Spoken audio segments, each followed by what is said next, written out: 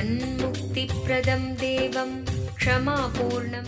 Paramahamsa Nithyananda is a rare living incarnation, a yogi by birth. He has been expressing his power of enlightenment since birth. He has authored more than 500 books in Tamil and English, books in Telugu, Kannada, Malayalam, Hindi, Sanskrit, Gujarati, Oriya, Bengali, Marathi, French, Malay, Polish, Portuguese, Italian, German, Danish, Spanish, Russian and Chinese, with translations in 26 languages are available. He is also an exemplary speaker with over 8,000 hours of profound life solutions through his discourses. Social services such as Annadan, free medical care,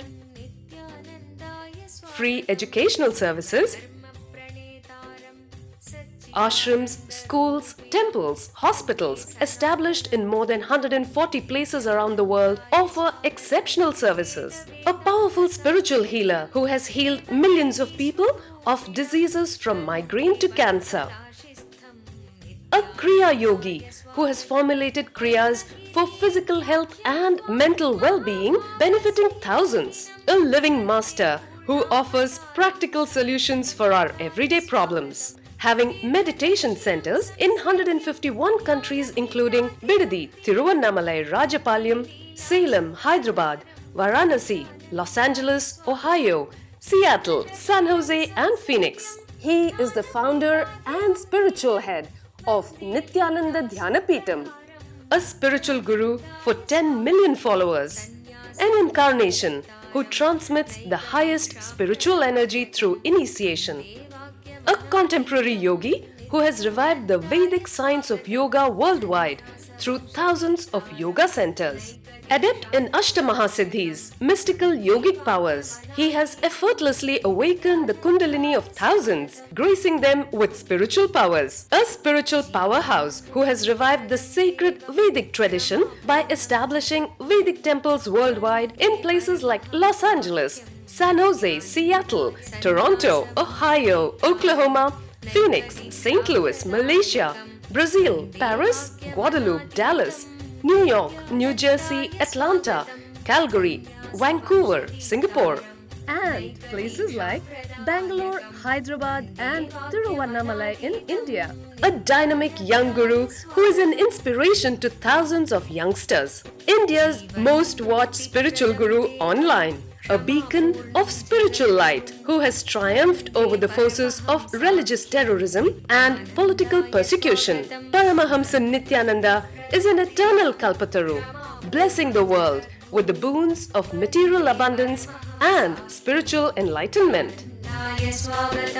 Anandanubhavaswadam sarvaroganivarakam Vande Papa Vinashaktam Nithyanandaya Swagatam Nityamuktam Nirvikalpam Dhyanaloka Pradipakam Vande Shantamayam Bandham Nithyanandaya Swagatam Anandagandha Sancharam Sarvopadhi Vinirmuktam Vande Jnanalayam Natham Nithyanandaya Swagatam.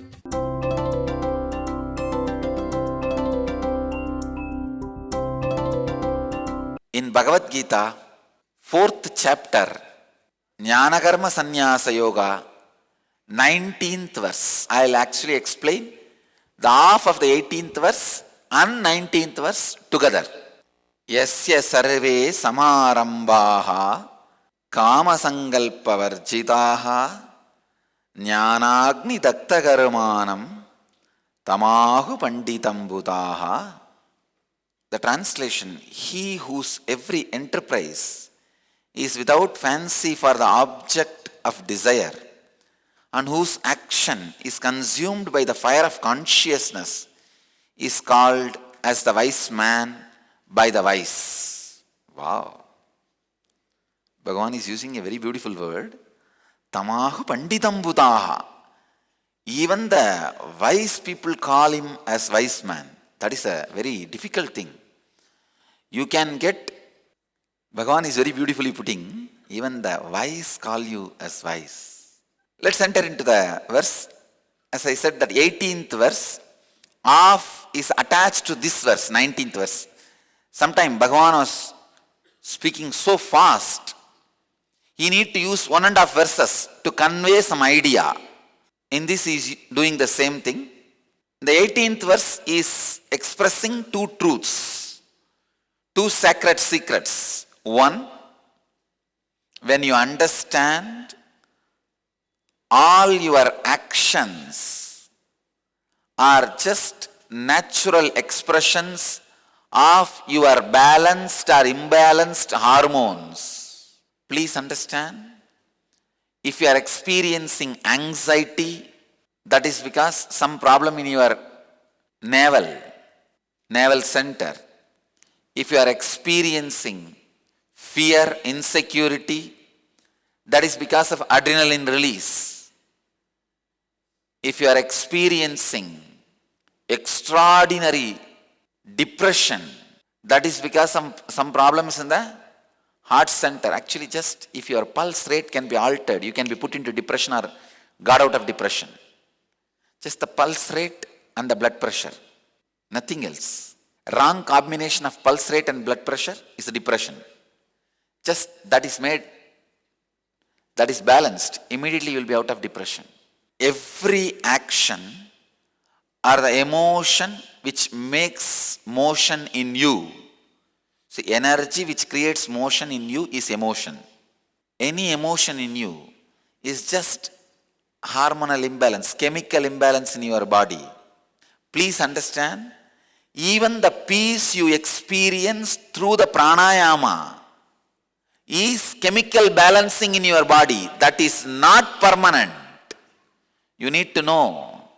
The peace or the silence you experience in your body through pranayama or kumbhaga, any action is again only balancing of chemicals. That is also not the ultimate.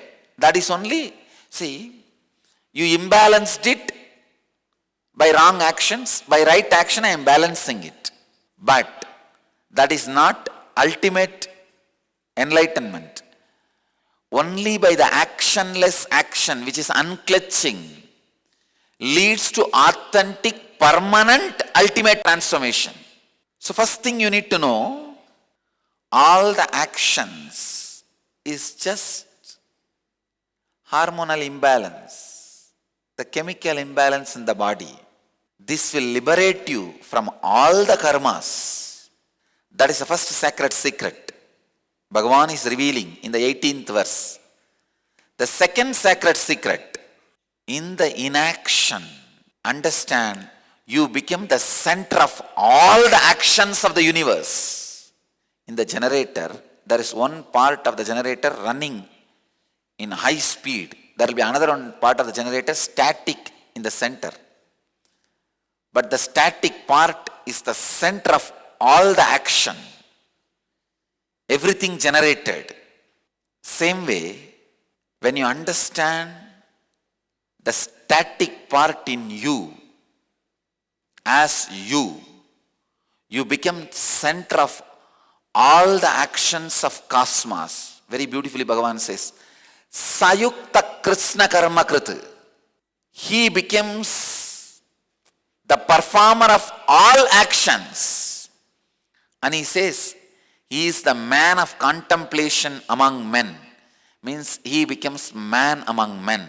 He becomes yogi among rogis and bogis. Human beings are only three categories. Yogi, bogi, rogi. Person who understands all actions are just chemical imbalance, sees inaction in action, becomes yogi. He realizes the inaction center of him is the center of cosmic actions. With all this, Bhagavan is finally saying one simple thing, be unclutched. That's it. Because when you unclutch, you understand the static part of you. The static part of you, I tell you, realizing the static part of you is the greatest strategy for life. There are only two kinds of religions on the planet Earth. Religions which started giving different strategies for a happy life. The religions which gave be unclutched, experience the static zone of you. That is the ultimate strategy for living your life. Only these two religions exist in the planet Earth. All religions can be classified under these two. One unfortunate thing, when realizing static is the only strategy, you need a group of people who are also trying to realize that, so that you are not hurt by the society, people around you. See, for example, there are some religions which gave different strategy. You can marry 4 times. You can eat 3 times. You can do this. You can do that. You need to do this, do that. When the strategies are given, easy for common man to practice. But the strategyless strategy means experience your static zone.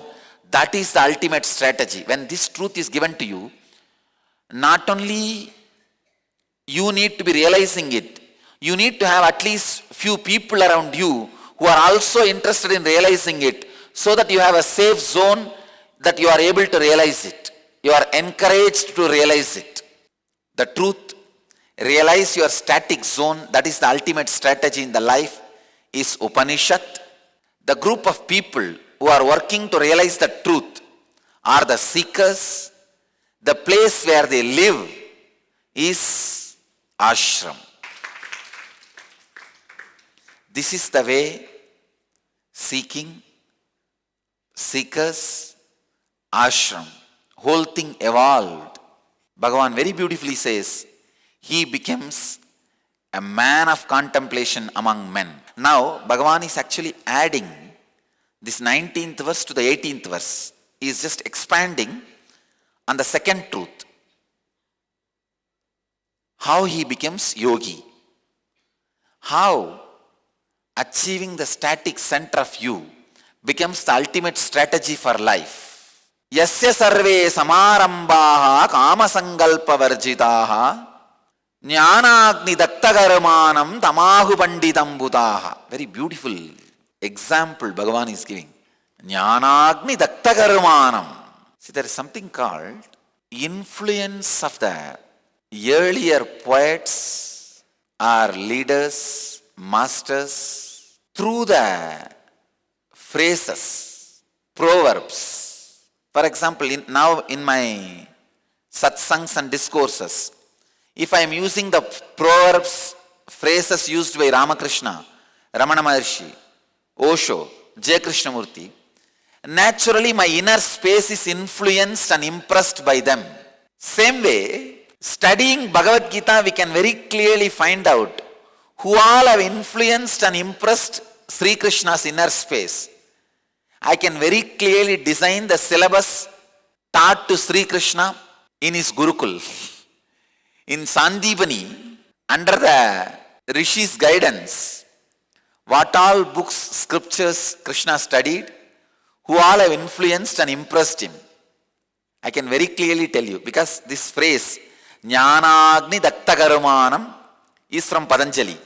Exactly this whole phrase. Many places, same way Bhagavan uses the phrases, proverbs directly from Kathopanishad. I can tell you very clearly, the whole syllabus book of Sri Krishna. I have a beautiful picture here, Shandipani Gurukul, how Krishna was learning. This word, Jnanagni Daktagarumanam, is directly from Patanjali. This experiencing the static zone in you does the job of Jnanagni Daktagarumanam, means action, an object of desires which is reason for action, and the fancy for the object of desires which is foundation for action. All the three gets consumed by power of consciousness, the fire of consciousness. This is the way you become yogi among the rogis and bogis. Human beings, the first part of their life, bogies, run. for enjoyment. The bhoga ends the moment you become a rogi. Sick. Then die. Very few became yogi among these bhogis and rogis. As long as the body is strong and running, you run and be a bhogi. When they are tired, they can't function anymore, you become rogi. So never ever the possibility for yogi is explored when your body and mind is healthy. When you are running in the line of bhogi, that time itself, there are very few who became yogi. How you become yogi? That description Bhagavan is giving very beautifully in this verse. By centering yourself on the static zone, Jnanagni Daktakarmanam. Very beautifully, Patanjali puts it. Jnanagni Daktakarmanam Krite. When he describes about the Nirvikalpa Samadhi, this is one of my favorite proverb, because I still remember how I was taught this proverb. Raghupati Yogi is a very simple, nice person. Sometimes he will roast groundnut to give it to all his chamchas. See, apart from disciples, he will have a group of chamchas around him who will come and spend some time joking. He's after all an old village man, and sitting and talking all the local stories. When I listen to all that, sometimes I also used to have a doubt. How can this great yogi, morning I saw him levitating, flying in the sky. Now he is sitting and talking who ran away with whom. No, really, he will sit, some 5-6 chamchas will come, all old men and women, is journalists who will go to every street and collect news and bring him and entertain him. All dirty, cheap stories. Who ran away with whom, and who got how much dowry, who is having affair with whom, who will win in the coming local election. They won't even talk state level election. That is too big for their brain. They will only talk that local panchayat level election or their local village level election. Cheap gossip. Sometimes I used to wonder, how can this yogi be like this? But such a sweet, innocent person, he will even roast groundnut to eat while giving the news. So one day he was roasting the groundnut inside the temple where he used to teach yoga for me every day. There he made a small fire and he is roasting the groundnut. And I was sitting, and I was a great Vedanti, and my mind was completely filled with this great truths, and my greed or passion for this spiritual science is such. Whole day I'll be talking about this only. Sometime even he will be bored. And he will say, can you keep quiet and allow me to talk my things? What is that? Who ran away with whom? No, he will nicely in a big vessel, he will roast the groundnut. And moment all his chamchas gather, 3 men, old men, and 2 elderly lady. All are widowers and widows. Who will live with them? That kind of fellows. And they will all sit around. Not a single one can do their things on their own. That kind of old widows. But somehow to collect news and give news, they will become so alive and active. They can't do their own household things. But they will walk almost 1 kilometer just to sit with Raghupati Yogi and share who ran away with whom, who is having affair with whom. I still remember how I learnt this verse. This Raghupati Yogi was preparing one day his great snacks for his United Nations of Scandal Conference. He was actually roasting the groundnut. And that day only I read this verse. Morning I read this verse. Then I was sitting there and asked him, I was actually trying to ask him. Tata means the grandfather. Oh, is this the way what the Patanjali was telling? Our desires and engrams get roasted, because dakta karmanam means in Sanskrit getting roasted. Once the roast, if a seed is roasted, it can never grow again. So is this the way Patanjali was telling? But that day Raghupati Yogi was too busy. He was thinking very strongly about some important local scandal. I said, Baba, no, grandfather, tell me this. Is this the way now you can see exactly, and this is the way they roast? And anyhow, after the roasting was completed, he got so irritated by my constant, questioning or nagging him. He just took a little bit of groundnut along with the mud. There used to be a sand also. He took both and threw on my face and said, even if you burn the samskaras, roast the samskaras, till the sand also becomes heat, you cannot roast other groundnuts which is constantly being fed inside. So you do your job. You need to do all this. I don't need to do all that, because if I roast my engram, that is enough for me. I don't need to become a sand where constantly all the engrams need to be roasted. You do your work, I'll do my work. Understand? He said it very clearly in Tamil.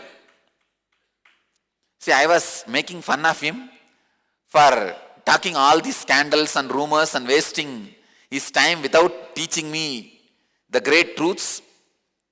He understood the pattern, the mind with which I am attacking him. He immediately said, hey, I only need to burn my groundnut, which I did. I already roasted. I don't need to become a hard sand. See, hard sand means an incarnation, a guru, where every groundnut when it is dumped, the sand has the responsibility of roasting it. So sand needs to be heated more than the groundnut. So you are the sand, you do your job. Why are you forcing me to do your job? In my case, I am groundnut. I have done the roasting of myself. It is now your headache. You do what you want. It was very funny, very beautiful. I tell you, that moment, this verse, I can say, became experience. Such a great moment. How can it be forgotten without getting shared? That's the reason the moment I read this verse, Jnanagni Daktakarmanam, this incident is too important. Cannot be missed. It should be put on record.